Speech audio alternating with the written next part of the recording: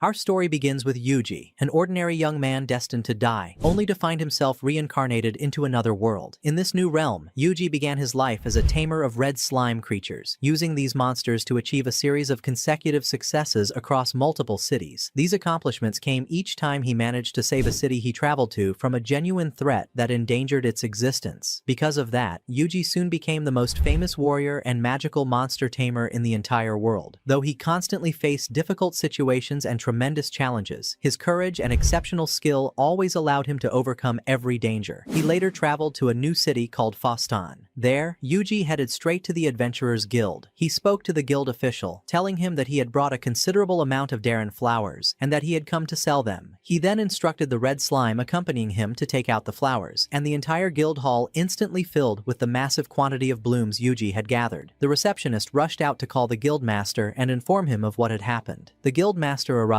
astonished by the sheer volume of flowers. He told Yuji that although he was technically just a regular tamer, the amount he had brought was far too large, and the country did not currently need such a supply. However, in appreciation of his effort, they would purchase the entire batch from him. Their conversation was suddenly interrupted when someone burst into the guild, shouting at the top of his voice that more than 100,000 monsters surrounded the city and were preparing to attack. Panic rippled through everyone present. The guild master began to think of what could be done, then addressed the hunters, telling them that it was best to evacuate the city's inhabitants and flee, because they would never be able to withstand an assault from 100,000 monsters. Opinions divided within the guild, some supporting the idea of escape, others opposing it, until Yuji raised his hand and told them that he had a plan. He gestured to the red slime beside him to present a dinosaur fang. Then he explained to those present that if he used this fang, he would be able to ignite a massive fire and surround the area with it, enabling them to kill all the monsters outside without endangering the townspeople. Everyone remained uneasy about Yuji and his idea, yet they ultimately agreed once they remembered the enormous quantity of flowers he had brought to the guild. Yuji ordered all the hunters to stand at the city's borders and hold the monsters back until he could complete his spell. And indeed, every hunter began attacking the incoming creatures to prevent them from entering the village. Yuji stood atop a high structure, summoned several screens before him, and began analyzing the city's location and the number of monsters. A message arrived from his in-game assistant, reporting that a mysterious man wearing unusual attire and carrying a magical crystal was responsible for the appearance of this vast number of monsters. Yuji immediately ordered his assistant to move out, apprehend the man, seize the crystal from him, and send it to Yuji. After that, he returned to analyzing the necessary statistics required to activate his special magic. Meanwhile, the villagers continued fighting desperately to hold the monsters back until Yuji succeeded in constructing a fiery fortress around the city. He then unleashed a fire spell that annihilated all the monsters surrounding the area. The villagers were utterly astonished at the immense power of the flames and how a supposedly ordinary tamer could be capable of such a feat. After Yuji finished using his skill, he discovered that some monsters still remained. Although extremely exhausted and drained, he continued fighting and activated the skill a second time. This time, he truly succeeded in eliminating all the remaining monsters, but he collapsed afterward. When Yuji awoke, he found himself lying on a bed inside the Adventurers Guild. The guild attendant thanked him repeatedly for saving the city. She left to bring him food, but when she returned, she found that he had already disappeared. Yuji had quietly left the city with his red slime, telling his companions that he did not wish to cause unnecessary commotion by staying any longer. He declared that they would now travel to their next destination, the city of Kenya. Elsewhere, other individuals appeared, plotting and scheming against the adventurers, among them a strange man telling them that they must complete their mission before the moon turns blue. After that, Yuji was seen walking calmly through the streets of the city of Kenya. His presence drew remarkable attention from the townspeople, because of the wolf and the red slime creatures accompanying him. Yuji headed toward the Adventurers Guild in Kenya to register as one of its adventurers. At first, the receptionist refused his request, explaining that he was merely an ordinary monster tamer, and not a trained fighter. Yet when she realized that he possessed experience in defending and saving the city of Foston, she decided to officially write down his name and accept him into the ranks of the city's adventurers. It was then that several adventurers appeared, announcing themselves as those who would be joining him on his mission. The first was Rudy, who introduced himself to Yuji as an expert in the use of daggers. Then Yuji met Tina, a skilled archer proficient with bows. Finally, he was introduced to Lisa, who specialized in the use of spears. After the team introduced themselves to Yuji, it became his turn to speak. He simply told them that he was a monster tamer. At that moment, Rudy mocked him, for tamers usually did not participate in battle. Their role was merely scouting and identifying dangers. But Tina and Lisa defended Yuji, speaking of how essential tamers were in any fight. Reluctantly, Rudy agreed to let Yuji join them. And so, their new adventure began. began, one that aimed to search for a peculiar creature known as the Earth Dragon. The team immediately set out to carry out the mission. The red slime informed Yuji that they could defeat any monster or threat that appeared before them. But Yuji replied, telling them that what mattered most was to explore and understand the dangers before they reached them. At that very moment, the wolf accompanying Yuji spotted 5 wolf-type monsters in the distance and instantly warned him. Yuji informed the team that 5 monsters were approaching from 2 kilometers away. They were shocked to find that he was correct, though they could only see 4 of them. Yuji then pointed to the 5th, which stood on a high rock above them. Rudy managed to kill it using his dagger. After that, Rudy confidently told the team to leave these monsters to him, promising he would handle them alone. Indeed, he succeeded in killing them one after another, appearing boastful and proud after defeating all the creatures. Night fell, and the team was forced to camp. Yuji wondered why they had chosen a location far from their main path. Rudy answered, explaining that they did so to avoid bandits. Both Tina and Lisa asked Yuji who had taught him his taming and scouting skills. Yuji attempted to dodge the question, telling them he had learned everything on his own. Rudy interrupted, telling the girls that they had talked enough and needed to rest. But before sleeping, he insisted on assigning shifts for keeping watch. Tina would take the first shift, followed by Rudy, then Yuji, and finally Lisa. The scene shifted, revealing Yuji standing in a place shrouded in mystery. He had no idea why he was there. One of the red slime creatures appeared before him and guided him to an area filled with magical books. The moment Yuji opened one of them, all the skills and spells inside it were instantly transferred into his mind. After reading merely a page or two, he was astonished to find that the number of red slime monsters had increased, and that all of them desired to become his. He was even more surprised to discover that whenever a red slime opened a book, all its contents were transmitted directly into his brain. Suddenly, every red slime became capable of speech, and they began chanting his name.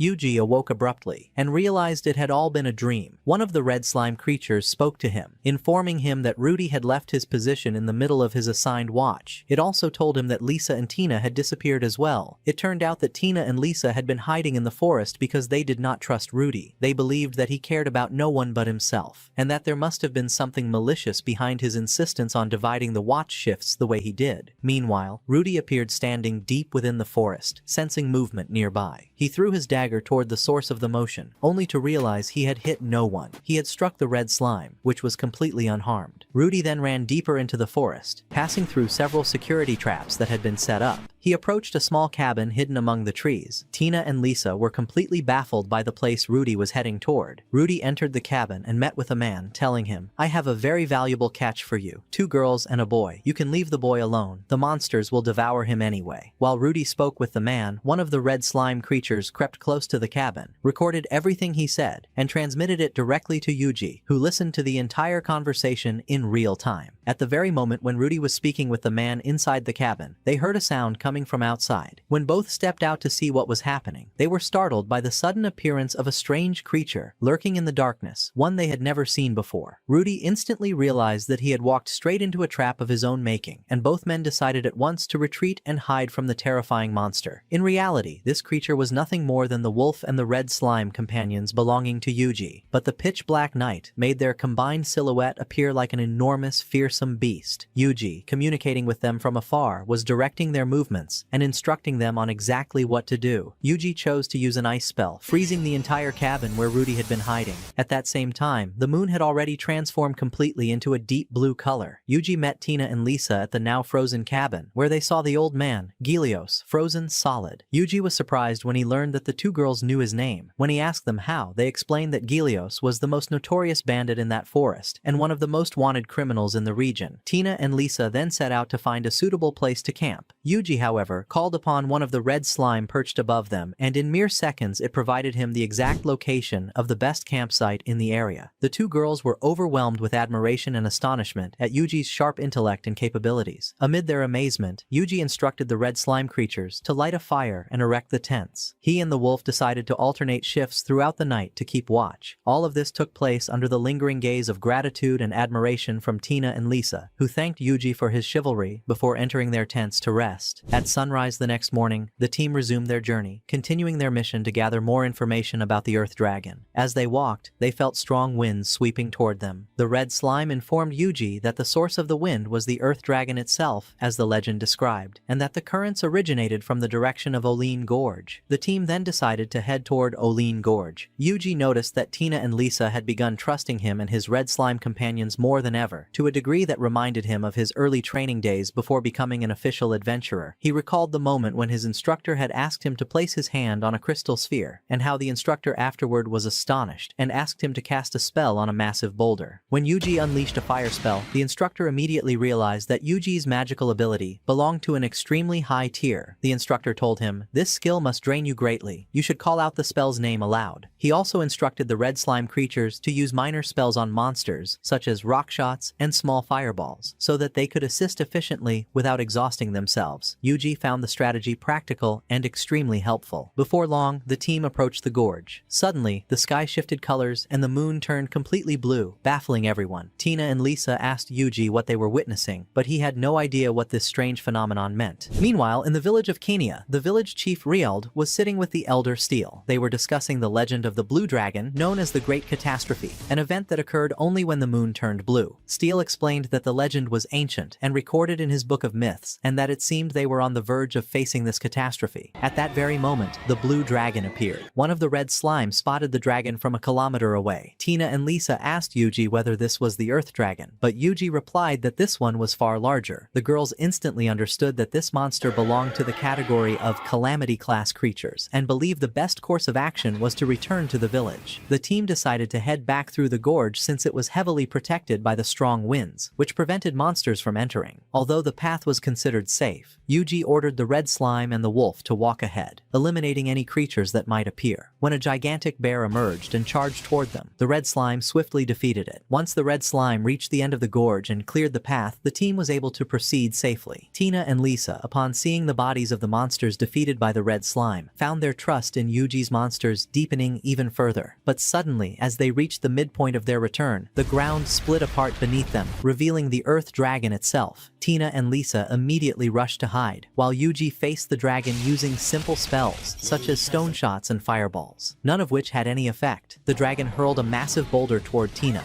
but Yuji shattered it before it could reach them. The dragon then transformed itself into a giant sphere and rolled toward Yuji, but a sudden surge of strong winds scattered its form and stopped its advance. Seizing the opportunity, Yuji unleashed a powerful fire spell that detonated the entire area. The Earth Dragon abruptly turned into a skeletal figure. Tina and Lisa were stunned by Yuji's overwhelming strength, assuming that he must have ignited underground minerals, for they had never imagined he possessed such destructive magical power. The team returned to the village and informed the guild employee that they had completed their mission. She asked whether they had gathered information about the Earth Dragon as requested, but was left speechless when they told her that they had actually killed it. When she still did not believe them, they showed her the Earth Dragon's skeleton, and she was overwhelmed with joy and astonishment. The news reached Ryo, the village chief, who was impressed by the team's remarkable achievements, especially Yuji's. He summoned them to receive their reward, 1 million gold coins, as recognition for their feat. Ryo told Yuji that he needed to discuss an important matter with him, and brought him to a crucial meeting with the village officials. Ryo explained to the officials that Yuji possessed vital information regarding the Blue Dragon. He asked Yuji to draw the creature from memory so they could learn more about it. Everyone was astonished to find that the drawing matched perfectly the illustration in Steele's ancient book of myths. Steele then explained that the book contained only brief information about the Blue Dragon, such as that it appears and grows stronger under a darkened sky. He recalled that the Blue Dragon had last appeared many years ago, during which it destroyed an entire continent within only 3 days. Ryo asked if the book mentioned any method of defeating it. Steele replied, "The only way lies with a warrior who possesses limitless magical power. Only such a person could possibly slay it." Suddenly the sky darkened once again. The red slime informed Yuji that the Blue Dragon had grown even larger. The officials felt despair, believing they had only 3 days left before death overtook them. But Ryo encouraged them, saying that even if the creature they were about to face was of the legendary class rather than merely a calamity class, they must stand and fight it to their final breath. When lunchtime finally arrived, Tina and Lisa approached Yuji and spoke with him, expressing their desire to join him on the mission to defeat the Blue Dragon the day after tomorrow. They mentioned that there would be a tremendous gold reward for all those who participated, and they assured Yuji that they would stand by his side and that they trusted completely, 100%, in his abilities and in the power of his red slime companions. That night, the Elder Steel met with Yuji and spoke with him at length, introducing himself in more detail before handing him a dagger forged from mithril. He explained that this dagger drew upon the magical power of the warrior who wielded it, and that it was called the Kit Dagger, its defining trait being that it could not be broken under any circumstances. Steel told Yuji that this dagger now belonged to him and that he could use it in his upcoming mission against the Blue Dragon. On that very same night, Yuji set out with the wolf and the red slime without informing the villagers, heading straight for the Blue Dragon's location. When they arrived, they saw the dragon hovering in place, drawing its energy from the shifting color of the sky and from the surrounding forest, steadily increasing its strength and size as time passed. Yuji told the red slime to stay back for the moment, except for a single one that would assist him in his plan. Then he imbued that slime with a fire spell and sent it rushing toward the Blue Dragon, but it was useless. The dragon was completely unaffected by the flames. In response, the Blue Dragon launched fiery arrows at Yuji, who managed to deflect them using an anti-fire shield spell. While defending himself, Yuji noticed that the dragon was absorbing energy from the forest to grow stronger and larger with every passing moment. The red slime, taking advantage of a brief opening, asked Yuji in anxious tones what they were going to do now, and it was then that Yuji decided to rely on the Kit Dagger that Steel had given him. He told them that they needed to descend and get closer to the dragon so they could properly engage it. Yuji managed to reach the dragon's position, activated the Fire of Annihilation spell through the dagger, and delivered a powerful strike that pierced the Blue Dragon's eye. For a brief moment, he believed he had finished it. However, the dragon retaliated with a brutal tail strike that sent Yuji crashing into the mountainside with tremendous force. When Yuji checked his own condition, he discovered that his magical energy, his mana, had dropped into the negative, and he realized that his situation was now extremely dangerous. If he did not manage to defeat the dragon quickly, his body and strength would completely collapse. He continued to block the dragon's flames with his shield and decided to use a special dragon-type spell, one that blasted the Blue Dragon with a powerful electric shock, leaving it stunned and numb in place for a short time. Seizing that moment, Yuji closed the distance once more, activated the Fire of Annihilation together with the Kit Dagger again, and this time succeeded in severing the dragon's neck. The sky's color gradually returned to its normal state, and Yuji made his way back to the city, arriving in the early hours of the following morning. The next morning, Riald knocked on Yuji's door to wake him. Riald apologized for disturbing him so early, and told him that the sky had returned to normal, adding that Steel had said the Blue Dragon had been slain thanks to the efforts of a loyal warrior. Riald continued, telling Yuji that when he had decided to fight the dragon, he could have asked for their help instead of facing it alone. Yuji, feigning confusion, replied that he did not understand what Riald was talking about, prompting Riald to smile silently before leaving the room. At breakfast time, Yuji came downstairs from his room to find Tina and Lisa waiting for him so they could eat together. As they shared the meal, the two girls told him that, unfortunately, the campaign they had invited him to join had been cancelled because the Blue Dragon had disappeared. However, they added that, fortunately, their willingness to volunteer would still be recorded in their adventurer evaluations. Yuji said his farewells and departed, but it was revealed that he had left one red slime hidden with them without their knowledge. Yuji continued down the road with the wolf and the red slime toward the city of Ricardo, when suddenly one of the slimes told him there was something important he needed to see right away. A figure appeared on his system screen, Dryad, a character whom Yuji had once saved and helped in the past. Yuji heard her telling him to come quickly to the place where he had slain the dragon, explaining that the area had now become home to red mushrooms and blue mushrooms. She told him she wanted his help collecting them because she would never be able to gather them all on her own. Yuji agreed, but asked what she planned to do with the mushrooms. Dryad explained that she could use them to produce medical and magical potions. For example, she could brew sage potions from the red mushrooms and mana potions from the blue mushrooms, which would restore his energy after he exhausted himself using powerful magic. Yuji was astonished by this information and agreed to help, asking if she could give him some of the potions she made. Dryad accepted without hesitation. Yuji then ordered the red slime to collect all the mushrooms, and in a matter of seconds, they had gathered every last one. Dryad began preparing a mana potion, but she soon noticed that its color was not blue, and discovered that the cause was the impurity of the water she had used. Yuji told her that it was not a problem. They could purify the water by distilling it through heating, then collecting the clean water after it evaporated and condensed, though he warned her that this would take some time. As they worked on distilling the water, Dryad remarked that this potion resembled magic stones, and she reminded Yuji of the last time they had met, when he had found her unconscious after all her mana had been drained. Back then, Yuji had given her a portion of his own energy, bringing her back to life, and she had thanked him for saving her. Dryad had told him that someone had used a magic stone against her to steal all her mana. In response, Yuji had cast a counterspell against that magic stone, causing ghosts and demons that had been sealed inside it to appear. He then used another anti-magic spell to destroy both the creatures and the stone itself. Dryad had thanked Yuji for his help and told him she owed him a great debt. Returning to the present, Yuji asked Dryad why she thought the color of the potion was so similar to that of the magic stone. Dryad answered that she believed the reason was that magic stones were originally created from a dragon well, which contained immense power and was found in places where dragons had died, and that this energy allowed red and blue mushrooms to grow in such locations. Just then, one of the red slime informed Yuji that the water purification process had finished. At last, Dryad was able to complete the potions for Yuji, telling him that these were the sage potions and mana potions she had promised. She said she would now return to the forest, and the two of them exchanged farewells before going their separate ways. Yuji continued along the road toward Ricardo, but soon a thick fog began to blanket the surroundings, making visibility nearly impossible. He decided to activate his map while discussing with the wolf and the red slime how they were going to reach Ricardo if they continued along this path. After a few more steps, they spotted a small village in the distance. The wolf and the red slime asked Yuji if this was Ricardo, but he told them that Ricardo was still far away. They entered the village and were surprised to find all its inhabitants staring at them with strange, identical smiles, every single one of them. At that moment, the village chief appeared and welcomed Yuji, asking whether there was any help they could offer him on his journey, adding that it was impossible for him to travel safely in such dense fog. The chief suggested that Yuji spend the night in the village and continue his journey in the morning. Yuji politely refused, saying there was no need and that he would continue on his way. The chief tried once more to persuade him, suggesting at least that he stay for dinner before moving on, and the villagers did indeed present food for him. However, Yuji refused to eat and told them that he was not hungry at all. The chief then asked what had brought him to such an isolated village, and Yuji replied that he had been heading for Ricardo, but had lost his way because of the fog. During their conversation, Yuji noticed that the villagers were standing at their windows staring at him. The chief apologized on their behalf, explaining that they rarely saw strangers in their village. Yuji then rose and told the chief that he would take his leave and needed to continue his journey. As they departed, one of the red slime commented to Yuji that the village's food was both bad and meager, and that no one could ever feel full eating it. Yuji observed that the villagers' smiles had never changed the entire time, and he told the slime that they were right. There was something strange about this village, but that it did not matter, and they should just move on. At the same time, the village chief could be seen speaking with another person through a magical orb, telling him not to worry about anything, explaining that Yuji was merely an adventurer who had lost his way and wandered into the village by mistake, that he was just a monster tamer and posed no real threat, and that in any case, they were prepared for whatever might happen. As Yuji and his companions drew closer to the city, they were all shocked to see that Ricardo was completely covered in snow, with nothing of the city visibly remaining. Because of the intense cold, Yuji used an insulation spell to keep his body warm. When he arrived at the city gates, the guards welcomed him and told him that the city had been buried in snow for 10 days, and that such conditions had never occurred before. They asked what had brought him there, and Yuji answered that he had heard the food in this city was unmatched. Yuji entered Ricardo, recalling the guard's words that he had come to the right place and that he should visit the Tiger Flame restaurant. As he walked through the city, he noticed that the streets were utterly empty and that all the windows of the houses were shut tight, with no sign of anyone outside. He continued searching until he finally found the Tiger Flame restaurant. When he stepped inside, the assistant chef was surprised to see him and told him that, unfortunately, they were closed for the day. Yuji asked when they would open tomorrow, and she replied that they were always closed now, explaining that cooking required firewood, which the townspeople desperately needed for warmth in the snow, so the restaurant had been forced to give all its firewood to the citizens. While listening to her, Yuji noticed that the restaurant looked elegant and high quality, and it was obvious that its food must be delicious. He decided then and there that he had to do whatever it took to taste their cooking. Yuji asked the assistant chef to confirm that all she needed was firewood to be able to prepare food again, and she answered yes, but added that even if someone cut down trees now, it would not help because freshly cut firewood was too damp to be used for cooking. Yuji told her he would see what he could do, then left the restaurant and asked the red slime what type of trees could be used for cooking, but none of them knew the answer. He then cast a spell that summoned a magical axe, which he used to chop down an entire row of trees. He was able to cut the wood quickly into pieces that matched the size of normal firewood, and he used another spell to draw the moisture out of the logs so that the red slime could turn them into suitable cooking fuel. Yuji Yuji returned to the restaurant and handed a sample of the wood to the assistant chef, who said that it looked good but that she had to show it to the head chef first, as he was the one who would decide whether it was truly fit for cooking. When the chef examined the wood, he told Yuji that it was actually too dry, and that he could not cook anything properly with it. There had to be at least a small amount of moisture in the wood for it to be ideal firewood, and for the food to turn out well. Yuji then decided to use the red slime to increase the moisture level in the wood. In that moment, the chef was stunned as he saw before him the best piece of firewood he had ever laid eyes on for cooking, and he happily declared that they could now fire up the oven. Yuji asked the red slime to make all the wood they had gathered match that perfect sample in quality and moisture, and the chef was deeply impressed by the slime's abilities, promising Yuji that he would prepare something truly delicious for him. The chef finished his dish and served the meal to Yuji to taste. When Yuji took a bite, he felt that he had never eaten anything so delicious in his life, and he devoured the entire meal in a matter of seconds. The chef remarked that he wanted to eat that dish every single day, but the assistant chef pointed out that they could not use all the firewood just for cooking, since the townspeople certainly needed it to stay warm. Yuji promised them that he would provide a great quantity of wood for the city's inhabitants. He then went to the Adventurers Guild in Ricardo, where he found that all of the posted requests were focused solely on gathering firewood, as this had become the city's main concern. Yuji asked the receptionist to register his name as a wood gatherer, and she told him that he needed to go to the supervisor in charge of logging and cutting so that the man could explain how the work was to be done. When Yuji reached the logging supervisor, a man named Wodka, the latter explained that the city was suffering from a severe shortage in its wood supplies. Ricardo needed 5 tons of firewood every single day, and they could not produce that amount on a consistent basis. Wodka told Yuji that what mattered now was to start working and see what he was truly capable of. At that moment, Yuji used his magical axe and felled an entire row of trees in a single sweep, shocking all the soldiers who were watching the scene unfold. Yuji then asked Wodka about the exact size required for the firewood, and was told that each log needed to be cut in half into pieces 40 centimeters long. Wodka returned early that day to the Adventurers Guild, and the receptionist was amazed by the amount of work he had accomplished. He quickly corrected her, telling her that it was not his own doing, but the result of a new visitor to the city named Yuji, who possessed unnatural abilities. Yuji had managed to produce enough firewood to supply the entire city for 3 full days. The receptionist was astonished when she saw the red slime pulling the wood out from inside its own body, and she told Yuji that she had heard a legend about a gigantic monster that used small creatures to transport objects, just like the slime accompanying him. At that moment, Yuji remembered the Elder Steel and the myths he knew, and suspected that Steel might have more details about this particular legend. The receptionist asked Wodka whether the amount of wood they had gathered that day was enough for the whole day, or at least for half the city's population, and both she and Wodka were stunned when Yuji told them that he had produced enough firewood to supply the entire city for 3 days. Yuji continued to gather more and more wood, receiving payment from the Adventurers Guild in exchange for his service to the city. On the following day, Yuji was at the restaurant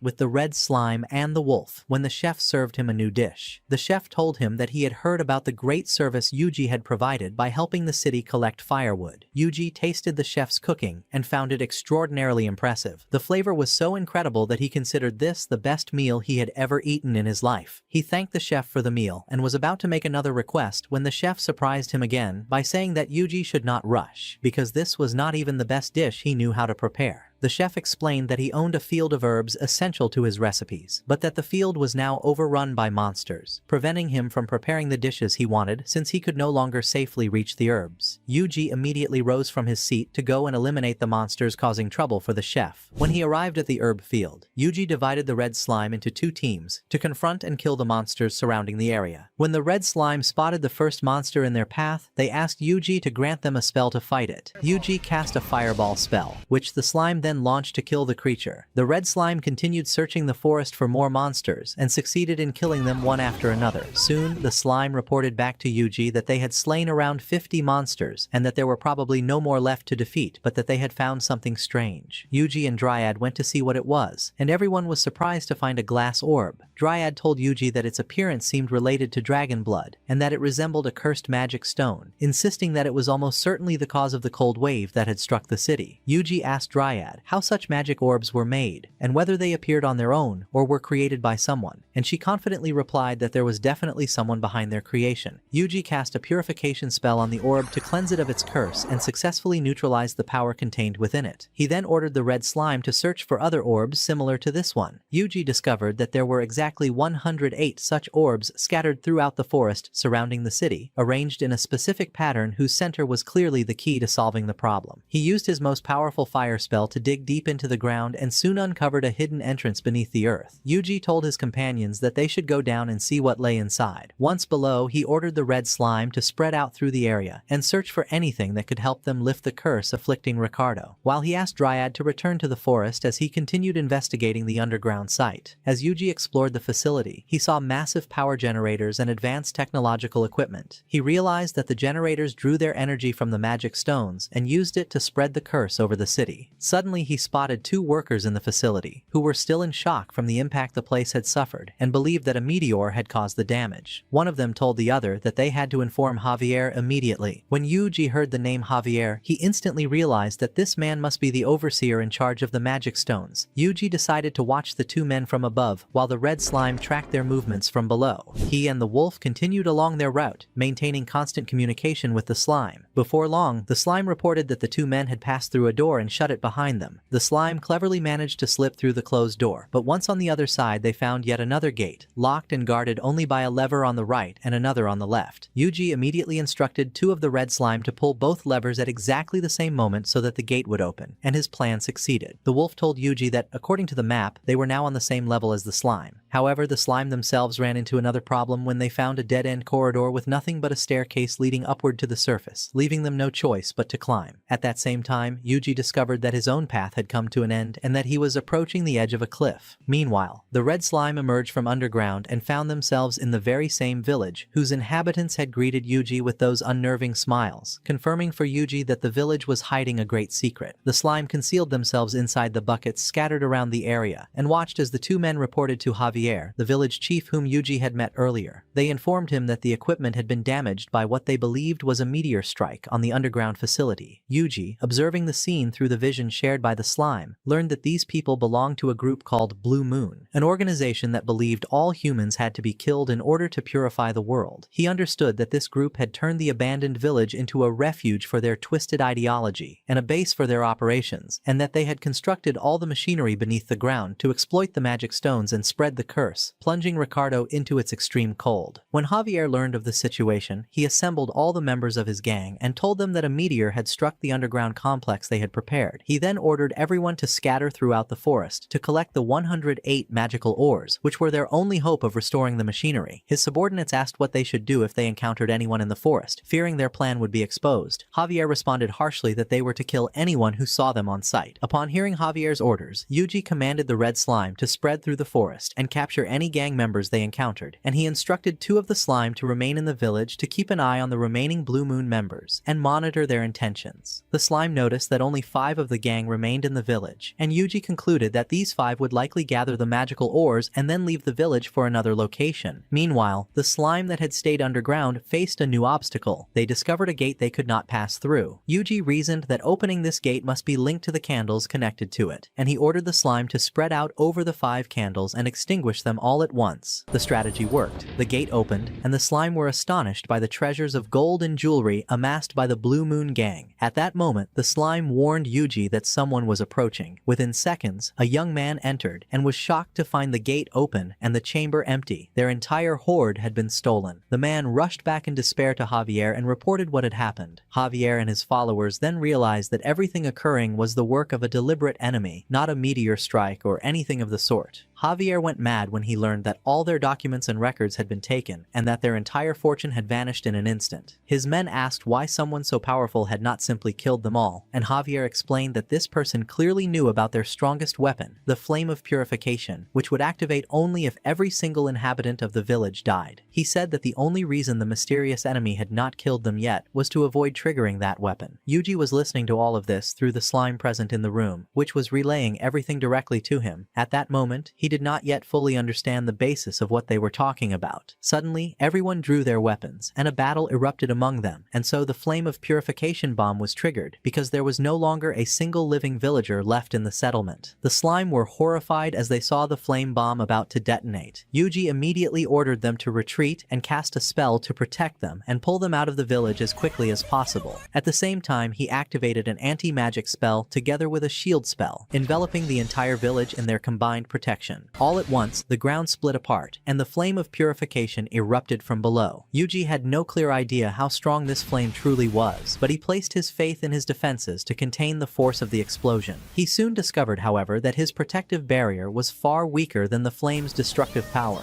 The shield he had created began to crack and crumble piece by piece by piece, and tongues of fire burst out beyond its edges. Only a few moments remained before the explosion would completely overpower Yuji's defenses. The red slime panicked at the sight and cried out that this black fire would annihilate them. In that critical instant, an idea flashed through Yuji's mind. He would confront the blaze with ice and use a fire replacement spell at the same time, shaping them together into a self-sacrificing matrix that would surround the explosion and neutralize it. During this effort, his mana was collapsing even further, as he had exhausted almost all of his strength resisting the flame, but in the end he succeeded in containing the flame of purification and protecting Ricardo and the surrounding regions from total destruction. Yuji was astonished that he had managed to endure for so long against the flame, even though his mana had been in the negative. At that moment, the wolf emerged from underground, where it had been hiding in fear of the blaze. The slime burst out laughing at him, and Yuji jokingly told the wolf that he was banned from eating the chef's food that day. When Yuji finally returned, the townspeople greeted him, relieved after the 2 explosions they had heard that day. They asked him where he had been all this time, and whether he had spent the entire day killing monsters in the herb field. Of course, Yuji knew they were referring to the explosion he had caused with the fire of annihilation at the underground facility, and the second explosion that had come from the flame of purification, which he had just destroyed. Naturally, he did not tell them that he was the one responsible for all of it. The townspeople said that they suspected the explosions were caused by meteors, and that the snow had finally begun to melt, and it seemed they believed the meteor strikes were the reason the ice was now disappearing. The next morning, the city finally returned to its normal state, and Yuji breathed a sigh of relief as a grand celebration was held to commemorate the restoration of the city, with Yuji attending the festivities as a guest of honor in recognition of the immense help he had provided by securing the firewood the townspeople so desperately needed for warmth during the crisis. The assistant chef thanked Yuji for what he had done in the herb field and told him they had managed to gather all the herbs required to prepare the finest dish the chef knew how to make. The moment Yuji took his first spoonful, he felt a sensation he had never experienced before, for it was truly the most delicious food he had ever tasted in his life, and everyone was astonished when they saw Yuji suddenly collapse and lose consciousness with a blissful smile still on his face. Afterward, Yuji awoke to find himself lying on his bed in his room, and as soon as he regained his senses, he told himself that he needed to learn the contents of the documents that had been stored in the library of the Blue Moon Group. He asked the red slime to bring out all the books and papers, but he was shocked to notice that the ink vanished from the documents the moment he laid eyes on them. He realized that some kind of magic had been placed upon them to prevent anyone from reading what they contained. Only a single document retained its writing, and it listed the names of individuals targeted for assassination. Elsewhere, 2 members of the gang appeared after having killed several people inside a fortress, and as the scene shifted back to the paper in Yuji's hand, the last name on the assassination list was revealed to be Rudy. At the same time, 2 operatives from the Blue Moon Group were watching Rudy and discussing whether they should kill him or not. It became clear that Rudy was on a list of candidates for assassination, and that they were still evaluating whether he posed a sufficient threat to the organization to justify his death. We then see Yuji traveling with the red slime and the wolf after leaving the city of Ricardo. For a brief moment, Yuji recalled the instant he had decided to depart, remembering how he had handed his papers to the secretary at the Warriors Guild and informed her that he would be leaving, then asked her where he should go next. She had recommended the city of Bujin, a place famous for its production of monster-resistant armor, and explained that there was a workshop there belonging to a blacksmith named Geigel, who was the finest craftsman of such armor, and whose work would be extremely useful to both Yuji and the red slime, allowing them to fortify themselves with the equipment he forged. The gang's scouts eventually managed managed to locate Yuji, and the red slime warned their leader, telling him to be careful because two people were observing them, but Yuji replied confidently that he had noticed the pair a long time ago. He decided to rest under a tree with the slime and the wolf, while the two gang members, a man and a woman, continued to watch him. The man suggested that they take advantage of the opportunity and kill Yuji immediately, but the woman objected, pointing out that the knights guilds in the surrounding cities had begun to take notice of the rising death toll in neighboring towns, and that they did not want to draw any more attention to their organization. Therefore, they had to determine precisely whether Yuji posed a real threat to them or not. The two of them agreed to monitor Yuji for the entire day, saying that by the end of it they would know whether he was merely an ordinary monster tamer or something more. During their conversation, one of the red slime was hiding nearby among the trees, close enough to overhear everything they were saying without being seen, and it transmitted every word directly to Yuji. Yuji told himself that it was a good thing they had left Ricardo, because these two were clearly operatives of the Blue Moon Gang. When Yuji arrived in the city of Bujin, the gang members saw him heading straight for Gagel's workshop, and concluded that he seemed like a professional monster tamer, since that was the first place he went upon entering Bujin. Yuji had intended to buy armor for his monsters so he could better protect them, especially since Gagel was reputed to be the best craftsman of monster armor, but he soon realized that he had no money and could not afford a single piece, prompting one of the workshop assistants to throw him out. The gang continued to follow Yuji all the way from the workshop, watching as he bumped into a passerby and was struck and insulted by the man he had collided with, unable to do anything in response. They observed how weak and pitiable his demeanor seemed. They then saw him go to buy food for himself and the red slime, only to admit to the vendor that he did not have enough money and that his funds had been stolen. The gang members were baffled that a monster tamer could be so poor and short on coin. They watched him use the slime to gather the scattered coins he had dropped on the ground and wondered aloud if that was the most this young man was capable of. In this way, Yuji continued his act, making them believe that he was careless, poor, and weak, and that it was impossible for him to pose any kind of threat. The slime eavesdropped on the gang members' conversations, and Yuji learned that they were still not entirely convinced he was harmless, so he went to the Knights Guild in Bujin and applied for a mission to slay a herd of bull monsters. Yuji set out to fight the bulls, with the gang tailing him and observing his every move. He told the red slime to stay back this time, explaining that they did not want to reveal their true power to the group that was watching them. He then asked the wolf to battle the bulls, because Yuji was fundamentally a monster tamer who fought using the creatures he had already tamed, including this wolf. The wolf was terrified by the sight of the three bull monsters standing before him, but before the confrontation escalated, they were all surprised when one of the wolves attempted to attack both Yuji and the slime. Yuji quickly restrained the hostile wolf with a magic binding spell and cast another spell to communicate telepathically with monsters so that he could understand their speech. The wolf, now immobilized, begged Yuji for forgiveness and pleaded with him not to kill him. Yuji then asked whether he would be willing to become one of his monsters, and the wolf immediately agreed to befriend Yuji and join the slime as part of his tamed companions. Returning to the present, Yuji told himself that the wolf was even stronger than he had expected. The wolf attacked the remaining two bulls and was able to defeat them with ease. The gang remarked on the wolf's strength and concluded that Yuji was a skilled tamer who had trained the creature in the art of combat.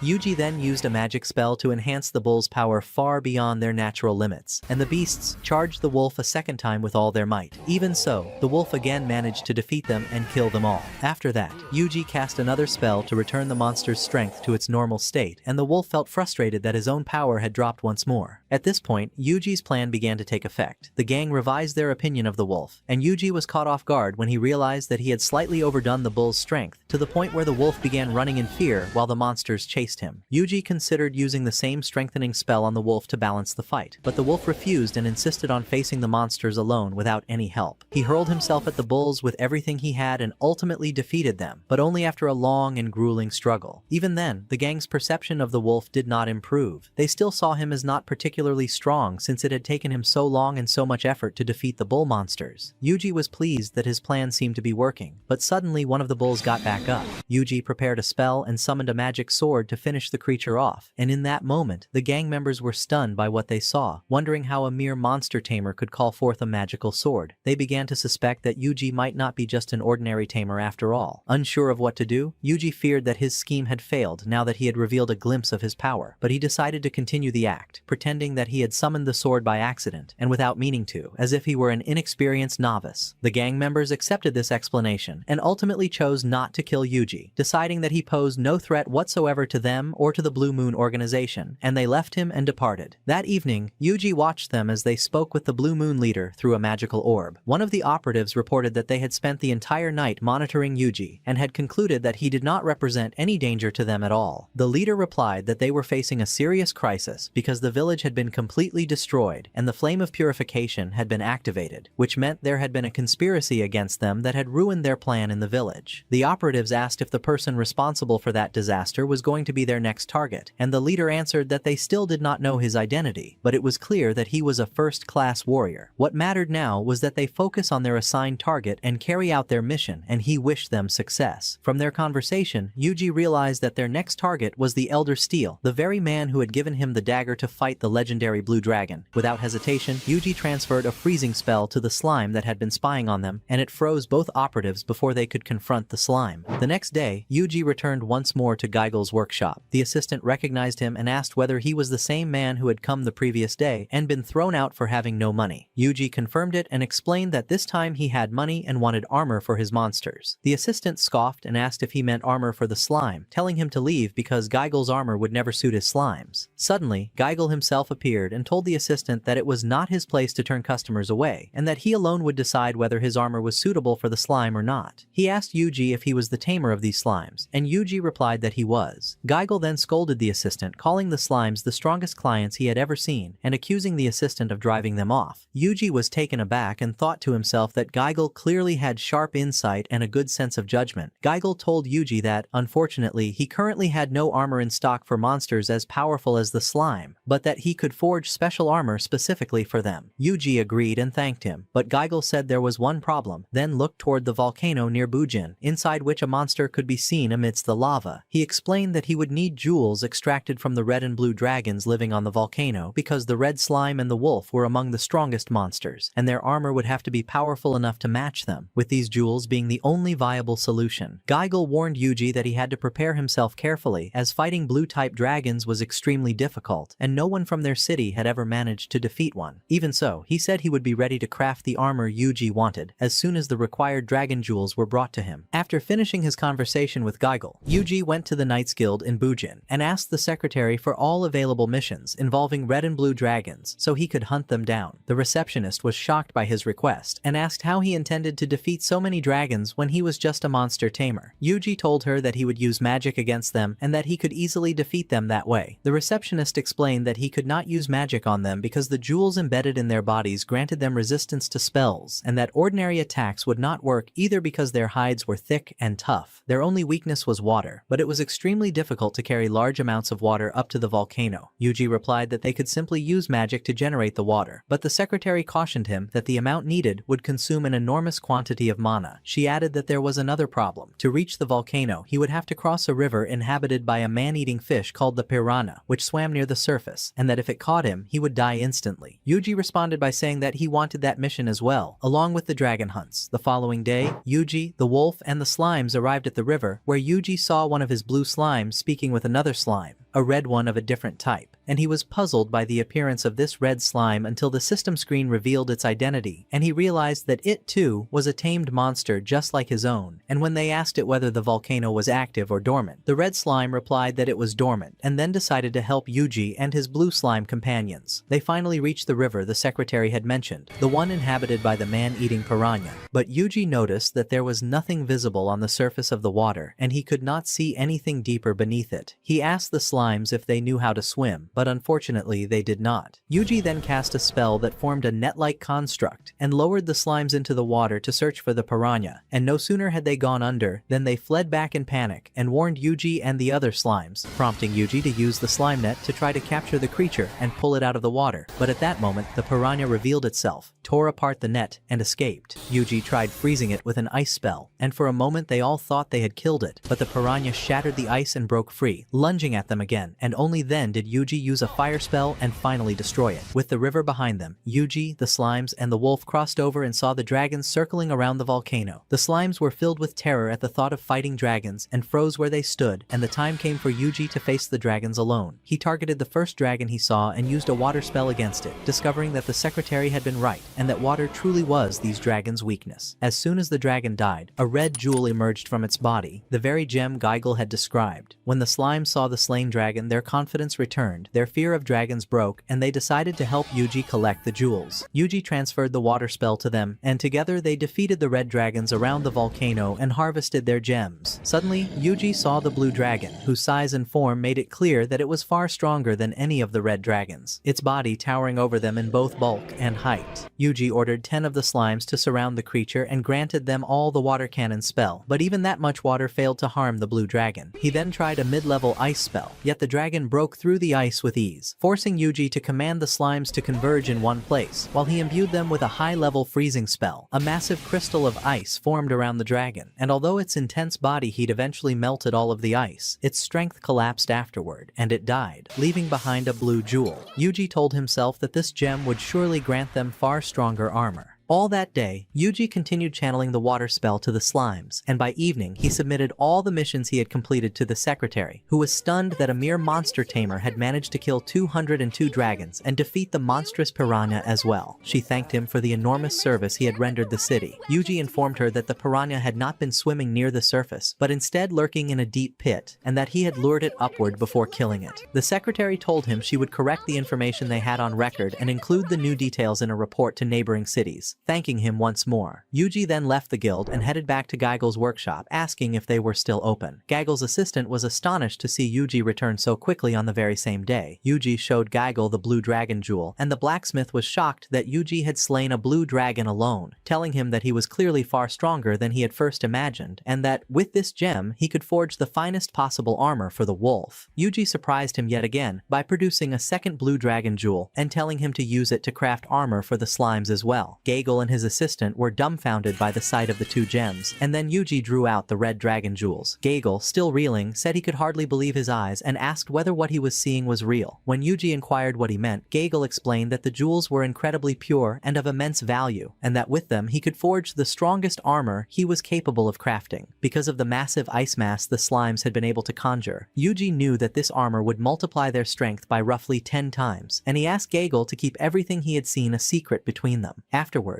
Geigel pointed out that even such armor would not be enough for the slimes, whose power was so great that they might destroy it if Yuji transferred too many spells to them, and he told Yuji that this was the absolute limit of what he could create with the materials he had been given. Yuji asked whether he meant that he could forge something even stronger if he had better resources. Back at the inn, Yuji sat alone in his room thinking, his mind returning to what Geigel had told him, that he could craft more powerful armor using a fire dragon jewel, but the problem was that there was no known method for hunting such a dragon, as it lived within the lava itself and appeared only rarely, and even when it did, no one dared douse it with water or confront it. His train of thought was broken when the slimes contacted him from afar and told him that the red dragons had returned and were now stronger than before. Puzzled, Yuji told them to take the wolf and hurry to the volcano to check whether someone else was involved, since the situation clearly seemed abnormal. When the wolf and the slimes arrived, they saw two men heading toward the volcano, and the slimes reported what they had seen to Yuji, who opened his window and watched as the volcano erupted and the fire dragon emerged from within it. The wolf and the slimes were horrified by the dragon's awakening and shaken by what they were witnessing, but Yuji reassured them that there was nothing to panic over, at least not yet, and told them to stay in contact with him if anything else happened. He asked them about the two men they had seen climbing toward the summit and was told that the pair appeared to be heading straight for the fire dragon with barrels strapped to their backs. Yuji decided to have one of the slimes hide and follow them closely to relay their conversation, and through that slime he heard one of the men ask what would happen if their mission failed, while the other replied that the people in Oredrian had assured him the operation would succeed without any problems. Yuji wondered to himself where this Oredrian was and what lay there, and he wanted to know what was inside the barrels they were carrying, so he transferred a magic net spell to the slime in order to ensnare them. The men, however, managed to dodge the net and wondered aloud whether it was a trap set for monsters or whether some spell was trying to kill them, concluding that it must have been a snare intended for beasts since they could not see anyone nearby. nearby. Yuji then tried attacking them from behind with the slimes, but the men were so strong that they struck the slime with their swords. Unwilling to let his companions get hurt, Yuji prepared a more elaborate trap, successfully capturing both men in his magic net and binding them so that they fell to the ground. The slimes swarmed around them, and the two men muttered that these creatures had to belong to the tamer, whose name had once been on their assassination list, but had since been erased from it. Realizing that their end was near, they killed themselves with poison in the same manner used by Blue Moon operatives, confirming for Yuji that they were indeed members of the gang. Yuji then ordered the slimes to check the contents of the barrels, but they were unable to identify what was inside, so he summoned Dryad from the forest to examine them. When Dryad arrived and looked into the barrels, she told them that the liquid inside was cursed water, though not as powerful as that of the magic stones, and not strong enough to overcome the fire dragon. Its only effect would be to enrage the dragon and drive it into a destructive frenzy, which was exactly what Yuji had suspected, that the plan was to use the barrels in conjunction with the fire dragon. Yuji said that he needed to purify the water at once, before it caused a catastrophe, and he transferred a curse-dispelling spell to the slimes, allowing him to turn the liquid back into ordinary water. Dryad told him she would return to the forest, and asked if he needed anything else, but Yuji simply thanked her for her help, and she left. He then instructed the slimes to keep watch over the area, and they soon spotted a large number of small dragons, and sensed that something strange was happening. Meanwhile, the innkeeper knocked on Yuji's door and told him he had to vacate the room and leave the city immediately because it was about to rain, and indeed, the people of Bujin began fleeing in haste as the storm clouds gathered and the rain intensified, all of which only served to further anger the fire dragon. The townsfolk said among themselves that the enraged dragon would burn the city and that they had to escape as quickly as possible. Yuji remembered what the innkeeper had told him earlier, that the fire dragon had never appeared in such weather before, and that this coincidence was terrifying, because rain enraged the dragon and drove it to seek vengeance on everything around it, just as it had 50 years earlier when it had appeared during a storm and burned everyone in Bujin to ashes. The townspeople were now seen bidding farewell to their homes and land, believing this would be the last time they saw them before the fire dragon incinerated everything. Suddenly, the slimes and the wolf reported to Yuji that the dragon had moved and was now heading toward the city. Yuji saw it approaching and told himself that the dragon would have to cross two rivers that lay between the volcano and Bujin. He ordered the wolf and the slimes to go to the first river and see whether the dragon would be able to cross it. The dragon advanced toward the water, and the slimes and the wolf noticed that the rain had killed the smaller dragons, but had no effect on the fire dragon itself. When the dragon reached the river, everyone was astonished by its sheer size. It placed its foot in the water, and the heat of its body instantly vaporized the river and killed all the fish within it. The steam was so dense that the slimes and the wolf could no longer see anything, and the fire dragon crossed the first river and continued toward the second. Yuji told them that there was now no way to avoid fighting the dragon, and he ordered the wolf to prepare himself, the beast moving swiftly thanks to Geigel's armor, while Yuji transferred a spell to the armored slime to increase the power of its magic. Yuji cast a mid-level ice spell on the dragon's leg, but the creature shattered the ice and pressed on, so Yuji repeated the spell with 10 times the power,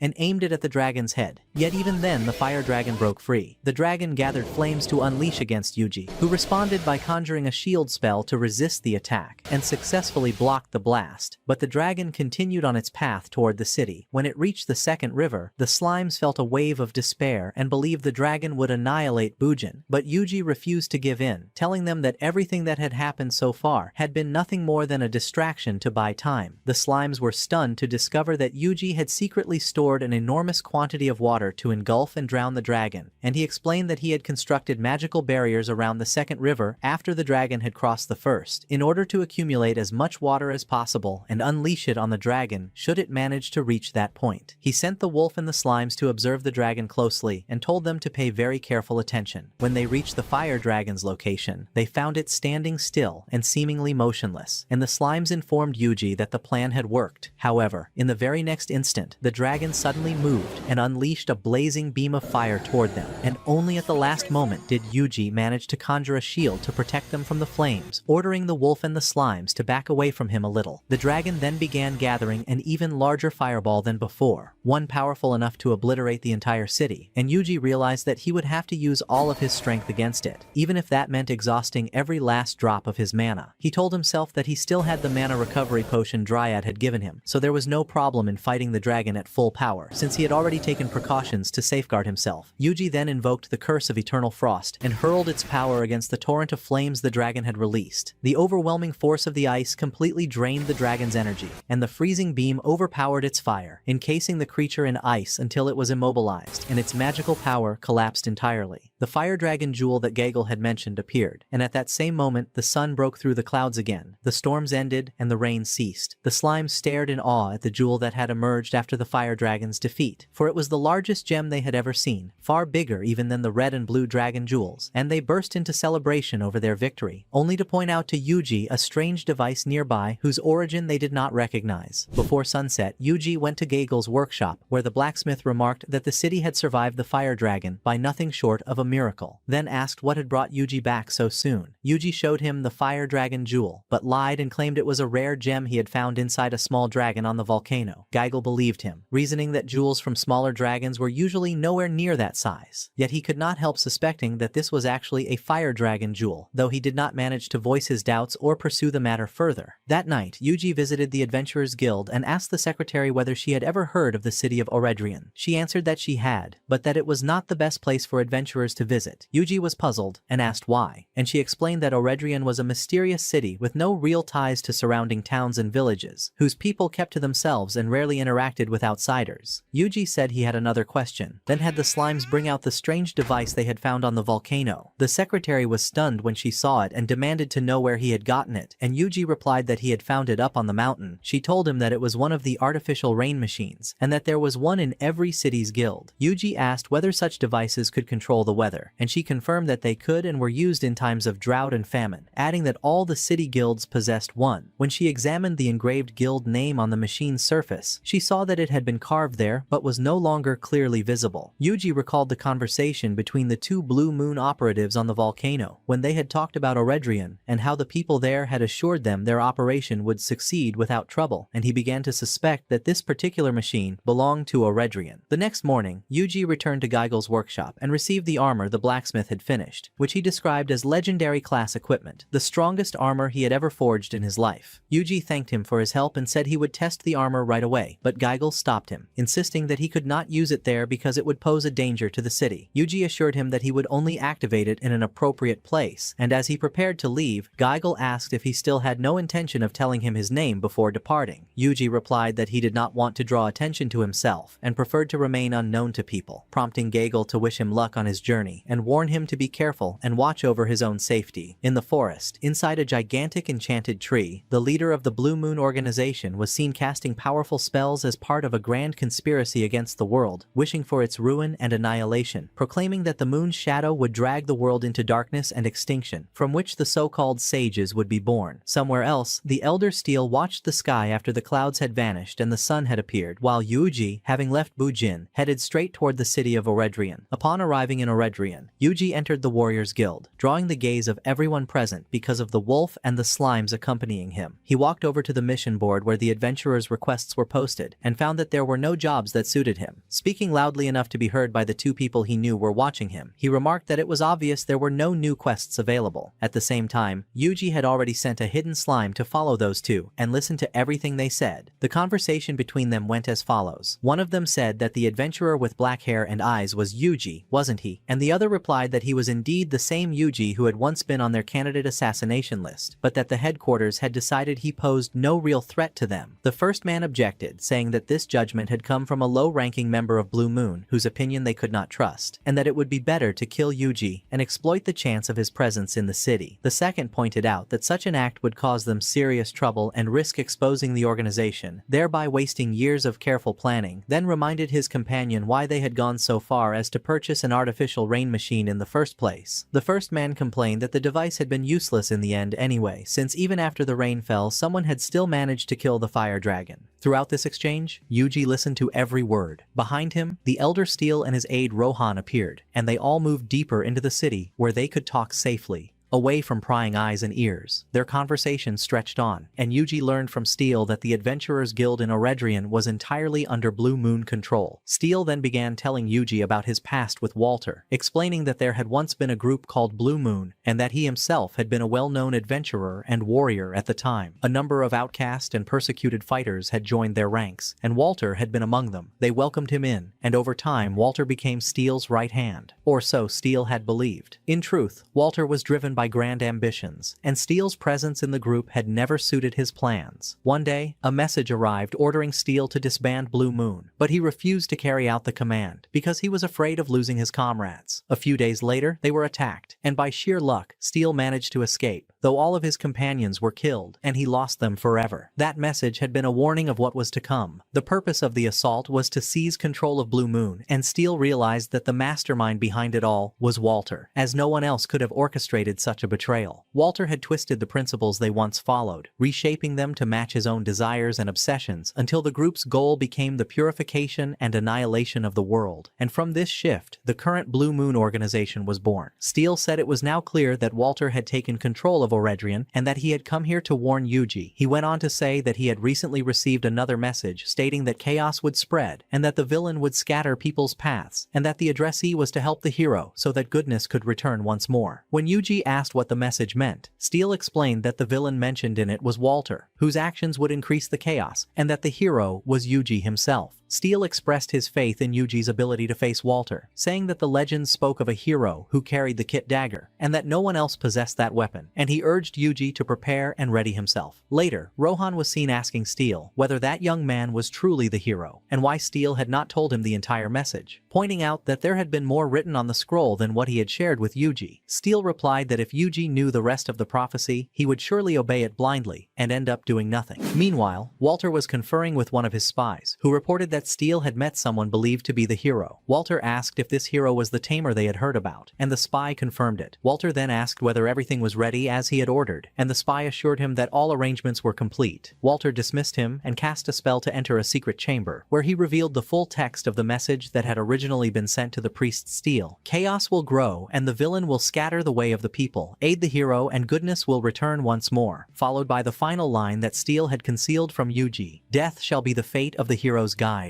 Walter rejoiced, for this meant that Steel would die for having guided the hero Yuji. During all of this, Yuji lay awake on his bed, mulling everything over, telling himself that now he understood the story between Walter and Steel, but that the notion of himself being the hero still did not make sense to him. The next morning, he went to meet Steel and Rohan, only to be told by the guard that they had gone out early on some important business without saying where they were headed. Yuji asked all of his slimes about Steel and Rohan, but none of them had seen the pair. He ordered the slimes to track their movements and instructed them to bring along any stray slime they encountered on the way to help with the search. At that time, Steel and Rohan were standing before a cursed entrance warded so that no one could enter the gang's command center. Steel decided to use a spell to dispel the curse on the gate and told Rohan to follow him inside. At last, Steel set eyes on the Blue Moon headquarters that Walter had transformed into the base of the Blue Moon gang. While the slimes were still telling Yuji that they could find no trace of Steel or Rohan, Yuji was surprised to discover that all the tamed slimes in the area had joined his own group. Suddenly, one of the slimes came forward and told him it had seen Steel and his aide entering a dark place within a giant tree, and Yuji asked it to lead him there. Inside, Steel and Rohan were confronted by a group of guards who were ready to kill them both. Steel shifted into a defensive stance and summoned great strength to fight them. At the same time, Yuji arrived at the entrance to the base and cast a dispelling spell to break the curse so they could enter. Steel and Rohan, who were a few steps ahead, defeated the guards and pushed deeper into the command center, where Walter awaited them. As soon as Walter saw Steel, he greeted him by saying that he had finally come, and that it had been a long time since they had last met, adding that the message must have been what brought Steel there, and that he had surely read the line stating that the hero's guide would meet his death. Steel replied that he was not afraid for his own life, and that what mattered was fulfilling the message and its commands. Walter then said that in that case, he would grant Steel exactly what he had come for, death, and ordered his personal guards to kill him, while Steel prepared to meet them with his combat skills. Meanwhile, Yuji entered through the main gate and saw the bodies of the guards Steel had defeated, noticing that one of them was still alive and having a slime seize him. Steel cut down all of Walter's personal guards, prompting Walter to remark that he had brought back memories of the past, and that his combat strength had not vanished at all, which was why Walter had prepared so carefully for this moment. He then cast a spell that paralyzed Steel's body with magic. Steel was shocked and asked when Walter had managed to weave such a spell, but the real shock came when everyone realized that it was Rohan who had actually cast it. Steel's horror deepened when he understood that Rohan had been loyal to Walter and the Blue Moon gang all along. He cried out in disbelief, asking whether Rohan had used him merely to bring the hero there and had been deceiving him the entire time. Walter began to explain that everything had started with a the cursed magic stone they had placed in the forest to identify anyone who could break its curse and thus determine who might become a threat to them, and that it had turned out to be Yuji, who was far stronger than they had expected. They had watched him from the beginning, seeing how he destroyed the monsters they had created, and when the blue dragon appeared, Yuji had come and slain it with the help of the dagger Steel had given him. Yuji had gone on to dismantle their plans one after another, and even when they had tried to use the fire dragon to destroy Bujin, Yuji had been there and wrecked that scheme as well. Walter admitted that this hero was stronger than they had imagined, but declared that all of it was meaningless because the new message would fulfill their goals. He told Steel to watch how all his efforts would be wasted, since they would ultimately carry out their will and purify the world. Steel answered that even if he died there, the hero would appear and thwart all of their plots. Walter responded by casting a spell that transformed the guards into cursed monsters, and Steel was horrified that he had used such a forbidden enchantment on people who had once been his own subordinates. At that moment, Yuji burst into the chamber, calling out to Steel that he had something he wanted to ask him, but that the timing was obviously terrible. Just then, Rohan launched a spell aimed at killing Steel, but when Yuji appeared, he redirected a fire spell toward him instead. Yuji immediately conjured his anti-fire shield and blocked the attack, shocking Rohan with his power. Yuji then dispelled the magical ropes Rohan had conjured, freeing the Elder Steel, who thanked him for saving his life. Yuji told Steel that it was clear he was in serious trouble, and asked whether this man was Walter. Steel confirmed that this was indeed the Walter he had told him about. Walter looked at Yuji and declared that he must surely be the hero described in the prophecy, saying that he had waited a long time for this moment, and thanking Steel for bringing the hero to him. At that moment, a strange violet magical substance appeared, an essence filled with the annihilation magic the blue moon wanted to unleash upon humanity. And it was this substance that had given Walter the power to control the soldiers' corpses and twist them into monsters. Walter ordered them to show their true strength, and the wolf, exhausted by the sheer number and grotesque shapes of the creatures, began to falter, so Yuji decided to transfer a powerful fire spell to the slimes so they could stand against the horde. While Yuji and the others fought, Walter and Rohan withdrew toward the core of the magical energy facility, summoning the monsters to cluster around them to buy Walter time to carry out his plan. When he reached the heart of the power source, Walter told Rohan that this was what would give him the strength he needed. He sat down on the central chair, and radiant streams of magic pierced his arm and flooded into his body as he began transforming into a dragon. By the time Yuji and Steel arrived, having finally cut their way through the monsters, Walter greeted Steel by telling him to remember this moment well, because afterward he would become stronger than any living being. His body swelled and grew, and the wolf and the slimes were stunned by his monstrous new form. Before he could complete the transformation, Yuji rushed ahead of him and transferred a fire spell to the slimes, who blasted Walter with a massive fireball, only to be shocked when Walter strode out of the flames completely unharmed. Yuji realized that Walter must have fortified himself with dragon magic, and right then wings sprouted from Walter's back, his hands warped into dragon claws, and his body changed until he resembled a blue dragon. In that instant, Yuji passed a barrier spell to the slimes to shield Steel, then ordered the wolf and 10 slimes to attack Walter simultaneously, insisting that this way at least one of their fireballs would land. 11 blazing spheres flew at Walter, who shot into the air to dodge them, but because they were coming from 10 different angles, they all converged on him in mid-air and exploded. Even so, he emerged once more without a scratch. He told Yuji that such weak magic could never affect him. By then, Yuji was already preparing the slimes for the next step. He hurled them toward the wolf and told them that he was counting on them, then cast a combined magical and physical enhancement spell to multiply their strength once again. Together, they unleashed their most powerful fire strike yet, slamming Walter into the ground. The wolf rejoiced, declaring that they had finally defeated him, and Yuji thought to himself that Gagel's monster armor truly was outstanding. But Walter appeared again, battered and missing parts of his body, and began absorbing the power of the monsters around him to heal himself. The bodies of his former followers vanished as their mana flowed into him instead. The wolf and the slimes were horrified by Walter's ability to regenerate and draw strength from the very servants who had died for him. Yuji struck him with fire once more, but Walter calmly said that there was no point in what he was doing. His form warped again as he grew 4 additional arms and more wings, his size increasing even further, and Yuji was stunned to see his power surpass even what it had been before. Yuji then transferred fire spells to a large number of slimes and had them bombard Walter with fireballs all at once, but Walter merely repeated that it was all useless. Yuji was was shocked to see that Walter's regeneration had grown even faster, and suddenly he remembered that Walter's power core was actually a curse. He ordered the slimes to blast Walter with fire and follow up immediately with a curse-dispelling spell. The combined assault finally had an effect, and Walter's strength diminished slightly once the curse was partially undone. Enraged, Walter swore revenge and vowed to exterminate Yuji, but Yuji responded by raising an anti-magic barrier. Walter shattered the shield, and Yuji instantly followed up with a magic net spell, binding Walter to the ceiling and hammering him with the flame of destruction. Walter screamed in agony and crashed to the floor. Before he died, he told them that the time had come, and that whether he managed to defeat the hero or not, the outcome would be the same in the end. The sage would return if he died. Then Walter perished. At that moment, Steel turned to Yuji and admitted that he had misunderstood the prophecy. There was one last part of the message he had deliberately left unspoken. With the death of the guide, the sage will return. He had assumed that he himself was the guide, and that the sage meant Yuji. Just then, the sage appeared. Steel said he had believed that by sacrificing his own life, he would make Yuji the sage who would save their world. Apparently, the guide was Walter, and by Walter's death, the sage had now been summoned. Yuji asked in disbelief who this sage was. Steel replied that he would tell him what the legends said. Long ago, a hero had risen to fight a dragon of legendary strength, but he had failed to save the dragon and died before completing his mission. Yuji then asked whether that hero was the sage standing before them now. Steel confirmed that it was obvious Walter had used a spirit summoning technique and sacrificed his own life, along with those of his followers in the gang, in order to bring back the sage and fulfill his dream of exterminating all humanity. In that instant, the sage invoked the flame of destruction and hurled it straight at Yuji, who immediately raised his anti-fire barrier and shielded Steel and the slimes from the attack. The slimes were stunned by the sage's power, saying he possessed strength on par with Yuji himself. Yuji asked the slimes if they were ready to face the sage, then cast spells on them to double their endurance and enhance their mobility, defense, and movement. The wolf and the slimes charged forward, and as they confronted the sage head-on, the slimes released a massive fireball. The sage responded with another flame of destruction, and they narrowly managed to evade it.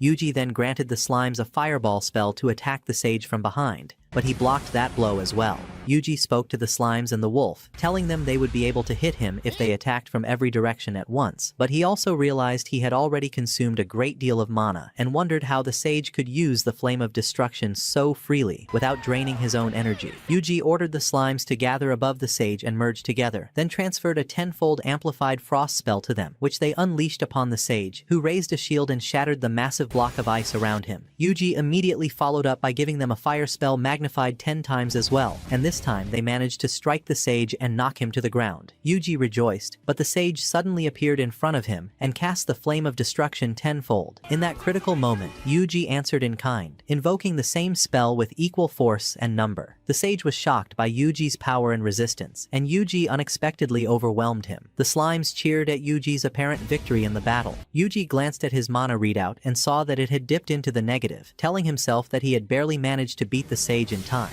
But then the sage stood up once again, completely unscathed, and Yuji and the slimes were horrified to see that he had not been injured at all. The sage told them he would wipe them from the face of the earth and afflict them with the curse of annihilation. He unleashed a storm of magical rays that spread throughout the surrounding lands. The waters turned the cursed violet color. All monsters were tainted by the curse of annihilation. The dragon's eyes burned red, and the sky above them shifted to the same purple hue as the annihilation magic. Yuji was stunned by the sage's ability. He had never seen anything like it. Elsewhere, a party of adventurers from Fustan, the first city Yuji had visited, were fighting a monster when suddenly a horde of creatures appeared before them. The party decided to retreat to Fustan to reinforce the city's borders and warn the rest of the people. At that moment, Yuji was watching events unfold remotely, as he had once again left a slime stationed there. He transferred fireball spells to the slime to help it destroy the monsters before they could attack the soldiers and the city of Fustan. Yuji explained to Style that the sage had used the source of the Moon of Annihilation curse through satellite-like devices, and that this was what had turned the sky that strange color and spread the curse to every monster in the world. Then the sage rose higher into the air and told them to accept their fate and annihilation, insisting on carrying out his plan as he struck Yuji with another flame of destruction. Yuji activated his shield again, telling himself that it would not be able to withstand the full force of the flames and that all he could do was hold out and fight back.